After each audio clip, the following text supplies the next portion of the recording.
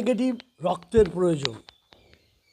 শনিবার সন্ধ্যায় প্রচারে বেরিয়ে তার কানে খবরটি পৌঁছয় সিপিএম প্রার্থী কল্যাণী বিধানসভার সবুজ দাসের। মুমূর্ষু রোগীর প্রাণ বাঁচাতে সঙ্গে সঙ্গেই ছুটে এলেন কল্যাণী জেএনএম হাসপাতালের ব্লাড ব্যাংকে এবং সেখানে বেডে শুয়েই তিনি 1 ইউনিট রক্ত দান করলেন এবং তিনি এও বলেন প্রচারের উদ্দেশ্যে নয়, এই ধরনের সারা বছরই তিনি এই ধরনের সাহায্য বা কাজ করে থাকেন। এরপরে সেখান থেকে রক্ত দিয়ে আবার সন্ধ্যার শনিবারের প্রচারে তিনি অংশ নেন।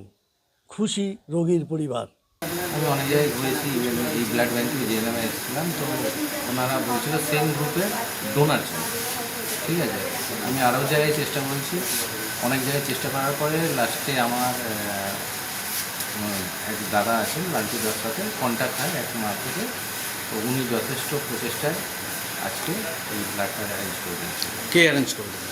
লালটু দার সোর্সে মানে সবুজ দাস যিনি আছেন তিনি। রক্তটা কে দিলেন? সবুজ দাস। যদি মানুষের পাশে থাকি, এটার জন্য আমার ভোট বেড়ে যাবে আর এটার জন্য আমাকে সবাই ভোট দেবে, ভুল করবে না, দিতে হবে না। রক্ত সারা বছর দেবে, আর বছরে আমি চেষ্টা করি 3 বার রক্ত দেওয়ার। তো এটাকে যদি কেউ ভোট ব্যাংকের রাজনীতি ভাবে ভুল করছে, তারা আমাকে চেনে না, জানে না।